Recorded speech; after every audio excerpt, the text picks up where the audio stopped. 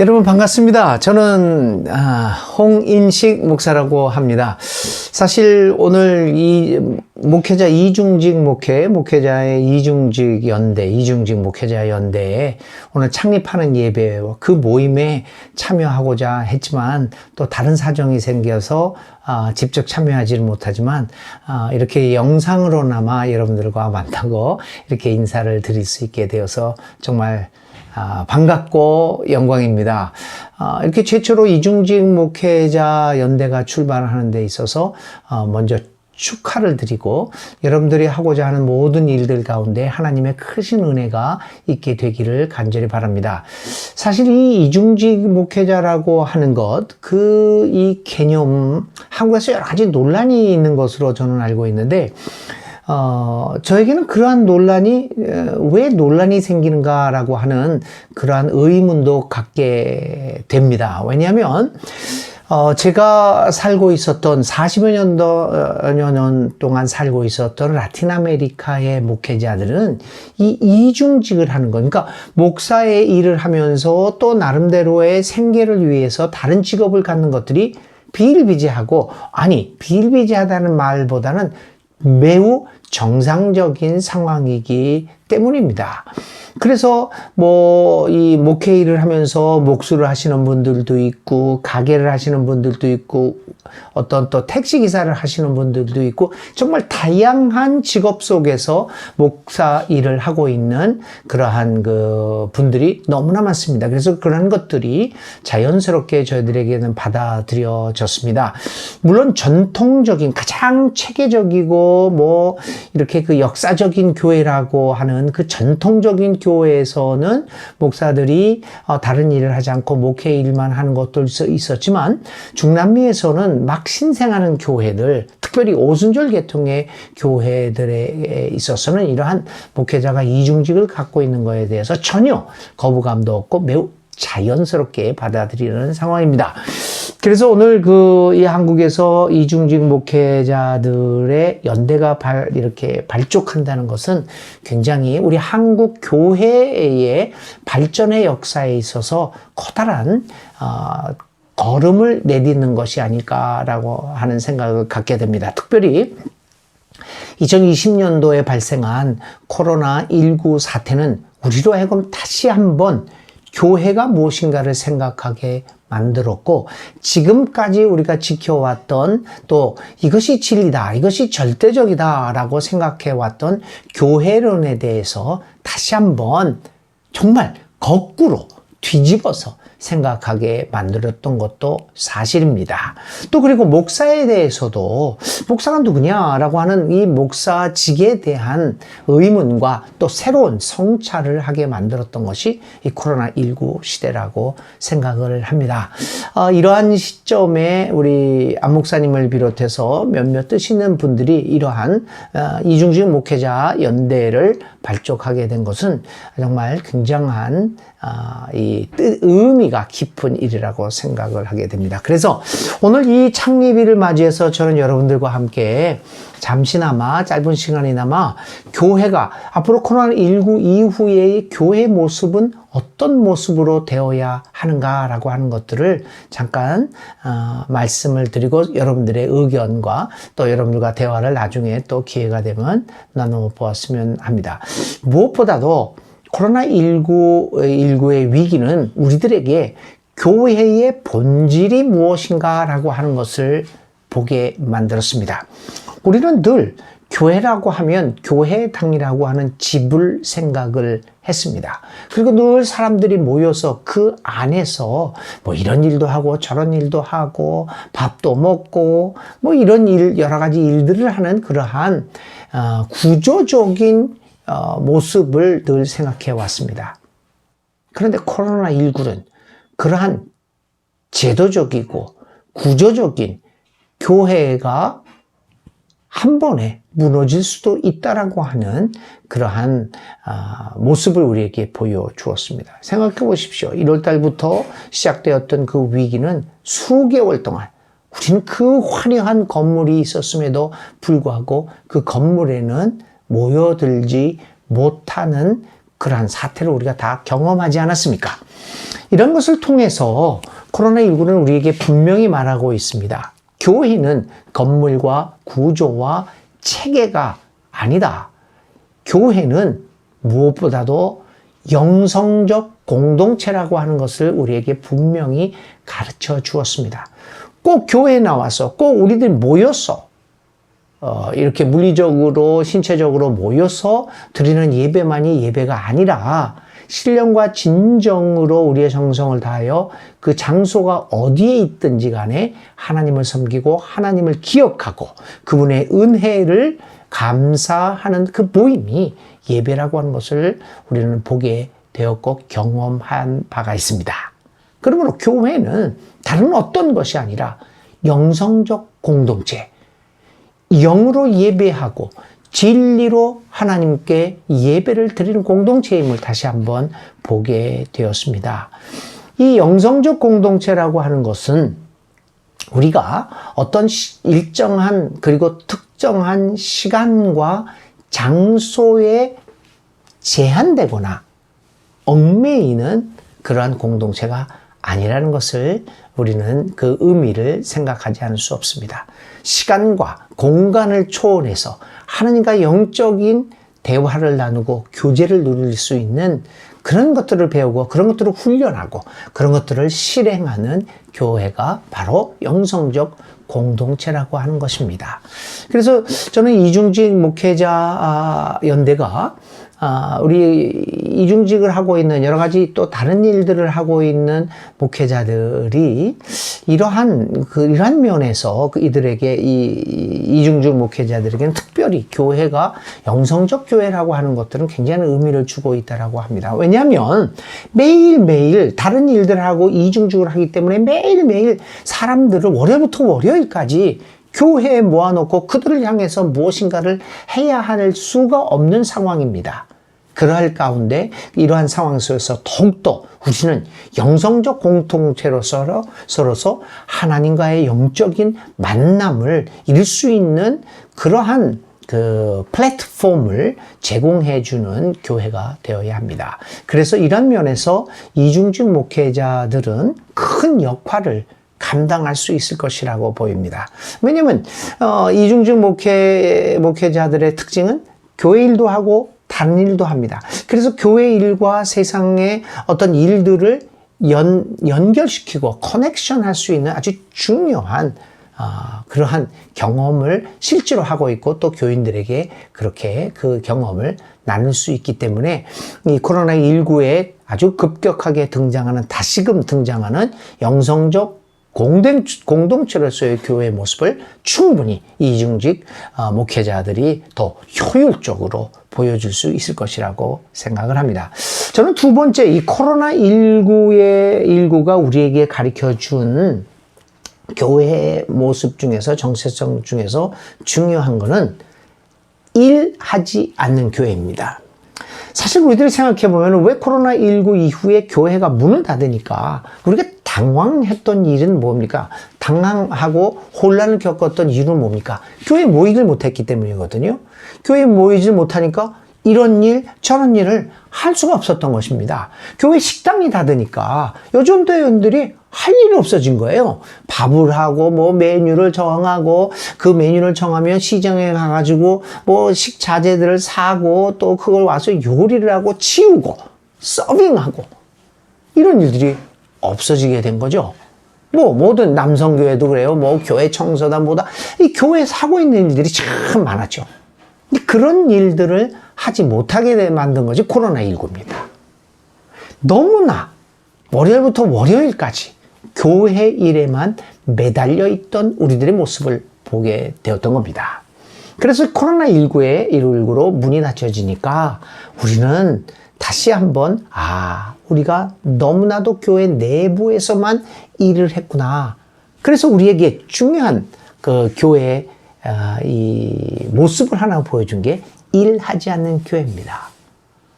교회는 영성을 배우고 영성을 훈련하고 하나님과 교제함으로부터 하나님과 영적인 교제를 통하여 얻은 그런 에너지를 가지고 교회 내에서 일하는 것이 아니라 교회 밖에서 삶의 현장에서 일을 하는 교인과 교우들 교회. 이것이 바로 코로나19가 우리에게 가르쳐 주신 아주 중요한 이 교회론이 아닐까 이런 생각을 합니다. 우리 이중직 목회를 하고 있는 여러분들은 이미 그 일을 일하지 않는 교회 안에서 일하는 것이 아니라 삶의 현장에서 일하는 것을 몸소 이미 선제적으로, 선험적으로 이미 개척자처럼 해 오시는 분들이라고 생각을 합니다. 이제 그런 것들이 모델이 되어서 교인들도 교회 내에서의 일이 아니라 세상 바깥으로 향하여 세상 삶의 현장에서 일을 하는 교회의 모습을 만들어 갈 수 있기를 바랍니다. 그 일을 위해서 이렇게 이중직 목회를 하고 있는 분들이 아주 적합하다고 생각합니다. 교회가 아니라 삶의 현장에서 일하는 우리 홍지문 교수님이 디아코니아 선교, 디아코니아에 대해서 아주 전문가고 그 일에 매진하는 분 아닙니까? 아마 홍지문 목사님이 디아코니아에 대해서 여러분들한테 충분히 이야기했을 것인데 바로 그 디아코니아가 교회에서만 몰두되어 있던 일들을 삶의 현장으로 가져가는 아주 중요한 신학적인 토대라고 저는 생각을 합니다. 그 일을 가장 훌륭하게 수행할 수 있는 분들이 이중직 목회자가 아닐까 이런 생각을 저는 해보게 됩니다.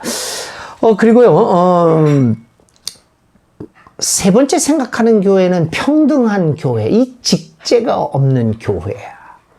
하이라르키, 이렇게 그 체제, 상하 구조라고 그러지 않습니까? 우리가 이 상하 구조가 철폐되어지는 교회, 이게 코로나19 이후에 우리가 지향해야 이렇게 바라볼 교회의 모습입니다.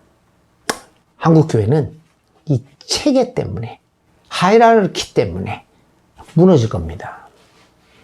평등하지 못하고, 남녀가 평등하지 못하고, 나이 차이가 또 있다고 평등하지 못하고, 직업의 평등이 없고, 뭐 이래서 저래서 평등하지 못한 구조를 이루고 있는 이 썩어빠진, 이 굳어버린 구조를 해결하지 않고서는 한국교회는 정말 생명력을 되살릴 수가 없게 될 것입니다. 코로나19 이후에 이러한 그 교회가 위기를 겪으면서 여러 가지 혼란을 겪으면서 우리는 다시 한번 이 교회 내에 생명의 힘이 용솟음 칠 수 있는 그 교회를 갈망하게 되었는데 그 교회는 평등한 이 구조, 평등한 사상으로부터 출발되어질 것입니다. 우리 이중직 목회를 하고 있는 여러분들은 어떻게 보면 생각해 보면 경제적 자립을 이룰 수 있는 굉장히 어렵기는 하죠. 오늘 같은 상황에서 우리들이 이 목회자가 어떤 특별한 직업을 가질 수 있다라고 하는 것들은 굉장히 어려운 일이죠. 제가 젊었을 때 이렇게 일을 하면서 여러 가지로 솔직한 고백은 이런 겁니다. 여러 가지 문제가 교회에서 발생을 했을 때 어떤 결단을 내리지 못했던 일들 중에 하나가 이제 재정적인 문제가 사실은 있었습니다. 이게 솔직한 우리들의 저의 고백이죠. 교회를 그만두면 내가 할 수 있는 일이 무엇일까? 정말 막막하기만 했습니다. 아이들은 어리죠. 갈 곳은 없죠. 상당히 그런 것에 있어서 자유로울 수가 없었습니다. 할 능력도 없었고 다른 일을 할 만한 것이 생각나지 않았습니다. 그래서 어떤 경우에는 소신도 굽히고 또 이렇게 살아간 적도 많은 것이 저의 부끄러운 삶의 고백이라고 볼 수 있습니다. 그래서 어떤 경우에는 힘센 장로님한테 수그리고 또 이렇게 비유를 맞추기도 하고 하는 삶을 살았던 것은 사실입니다. 여러 가지 이런 경제적인 문제 때문에도 그렇고 또 여러 가지 나이도 그렇고 또 학력 또 능력 이런 것들 여러 가지로 인해서 이 교회가 평등한 구조를 이룰 수가 없었습니다. 그래서 소식권 목회를 못하게 되었던 경우도 많았음을 고백하지 않을 수 없습니다. 이 코로나19 이후에 우리 교회가 이 가운데서 예수님의 생명을 되살리기 위해서는 무엇보다도 이러한 것들을 불평등의 구조를 뛰어넘는 평등한 구조로 만들어 가는 것. 그래서 사실 이 목사가 되는 더 젊은 세대, 20대 내지 30대 젊은 목회를 하겠다라고 하는 목회자 후보생들은 이러한 이중직 목회에 대한 확실한 신학적 개념을 가지고 나름대로의 직업훈련이라든지 전문적인 훈련을 받는 것도 굉장히 중요한 신학 수업의 하나가 아닐까 이런 생각도 해봅니다. 그래서 이러한 경제적 자립과 또 자기 나름대로의 전문직을 가지면서 목회를 수행하게 될 때 교회 내에 쓸데없는 이런 불평등한 정치적 구조를 타파할 수 있는 그러한 가능성을 갖게 된다고 하는 것입니다. 네 번째는 코로나19에 우리가 신경 써야 회복되어야 할 교회의 모습은 역사적 예수의 발자취를 따르는 교회입니다. 오늘 우리 한국교회는 너무나도 교리에 얽매여 있는 교회입니다. 교리가 율법이 되어서 그것을 지키지 아니하면 신앙이 아니다 라고 이야기하는 그러한 교리주의에 빠져 있는 교회입니다. 이 교리주의에 한번 빠지게 되면 거기에 생명력은 없습니다. 오직 옳다 그르다, 맞다 틀리다, 내 편이다 남의 편이다 라고 하는 분열만 있게 됩니다. 그 교리를 받아들이지 못하는 사람들에 대한 혐오와 미움과 배척만이 있게 되는 것입니다. 그래서 이 코로나19 19가 우리에게 가져온 것 중에 하나가 뭐냐면 교인들이 자신들의 교회만 다니던 사람들이 교회를 못 나가게 되니까 비로소 인터넷에 있는 여러 다른 교회들에 가서 예배를 드릴 수 있었다는 겁니다. 자기 교회를 박차고 나와서 다른 세계를 맛본 교인들이 꽤 생겼습니다. 그렇게 하면서 자신의 신앙의 세계를 넓혀갔던 경험이 있는 교인들도 있습니다. 장로교에 있던 사람이 감리교회 목회 예배 현장을 보면서 감리교 교리를 배웁니다. 또 어떤 때는 오순절 교회에 예배를 드리면서 오순절 교회에서 가르치는 내용들을 듣습니다. 이러면서 내 교파 속의 교리만이 아니라 다르게 해석하는 교리들도 있구나 라고 하는 것을 깨닫게 됩니다. 그러면서 그 자신의 시각과 생각과 신앙의 영역이 넓어져 갔던 경험들을 하게 되었습니다. 이제 코로나19 이후의 교회는 교리를 넘어서는, 그래서 역사적 예수의 삶의 발자취를 따라가는 실천적 교회가 되어야 합니다. 그 일을 위해서 우리 이중직 목회자들이 가장 적합합니다.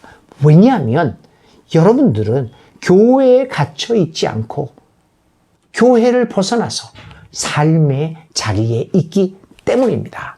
그래서 우리는 여기에 대해서 신학적 자부심을 갖고 정말 앞서가는 선구자적인 목회의 영역을 넓혀가는 분들이라는 것을 확실히 깨닫고 이렇게 역사적 예수의 발자취를, 삶의 발자취를 따라가는 교회를 여러분들이 만들어가면서 이 코로나19 이후의 세계를 향하여 여기에 아름다운 교회가 있음을 보여줄 수 있는 여러분들이 되시기를 바랍니다. 마지막으로요, 해방적 교회입니다. 아시다시피 저는 해방신학을 했는데요. 그래서 해방신학을 해서 해방적 교회를 말씀드리는 것이기도 하겠지만, 이 해방적 교회라는 것은 약한 자를, 가난한 자라고 그럴 수 있죠. 약한 자를 우선적으로 선택하는 교회입니다. 저는 이 해방적 교회가 오늘 21세기, 특별히 코로나19 시대의 이후에 코로나19와 살아가야만 하는 이 시대에 가장 적합한 교회의 모습입니다. 여러분, 코로나19는 이 사회가, 우리가 살아가고 있는 사회가 얼마나 불평등하고 없는 사람들이, 약한 사람들이 손쉽게 위기와 고난에 노출되기 쉬운 계층이다라고 하는 것을 적나라하게 보여주었습니다. 그동안 교회는 힘을 가지게 되었습니다. 돈도 모였고 사람도 모였고 권력도 모여서 상당히 힘이 있는 교회가 되었습니다. 우리 한국교회가 그렇지 않습니까? 이 힘 있는 교회가 되다 보니까 힘없는 약하고 가난한 자들을 우리는 어느덧 잊어버리고 말았습니다. 이러할 때 코로나19는 힘이 센 우리 한국교회를 뒤흔들어 놓았습니다. 그러면서 힘 있는 자를 선택하는 것이 아니라 우선적으로 약한 자를 선택하는 교회의 모습을 보아라. 얼마나 사회에 억눌리고 약한 사람들의 삶의 고통이 어떤 것인가를 바라보고 그 삶의 고통들을 이해하고 신학적으로 해석하고 목회적으로 풀어나가는 교회가 되라 라고 하는 것이 코로나19의 일고가 우리에게 준 메시지가 아닐 수 없습니다. 저는 그런 면에서 이중직 목회자들이 다른 어떤 목회자들, 교회 안에만, 그리고 교회에서만 살아가고 있는 목회자들보다 훨씬 더 삶의 컨텍스트에서 가난한 사람들, 억울한 사람들, 억눌린 사람들, 약한 사람들의 삶의 애환을 누구보다도 피부로 느끼며 경험하며 살아가고 있는 목회자라고 생각합니다. 아니, 여러분들 자체가 삶의 현장에서 그 삶의 어려움과 온 몸으로 부딪히며 살아가는 분들 아닙니까? 그래서 이 오늘날 이중직 목회자들이야말로 해방적 교회를 실천할 수 있는 가장 적합한 분들이라고 저는 생각합니다. 그래서 높은 곳에만 있었던 교회, 힘을 자랑하는 교회에서 약한 자들을 우선적으로 선택하는 해방적 교회를 만들어가는 이중직 목회자 연대가 되셔서 희망을 잃은 이 사람들에게 이 땅 위에 정말 그리스도를 통한 희망과 부활의 놀라운 꿈을 전달하는 우리 목회자들이 다 될 수 있기를 간절히 기도드립니다. 직접 만나보지 못해서 너무나 좀 안타깝지만 언제가 또 기회가 되면 여러분들과 만나서 또 얼굴과 얼굴을 마주대면서 서로 축하하고 격려하는 날이 오기를 바랍니다. 여러분 만나서 반갑습니다. 감사합니다. 건강하십시오.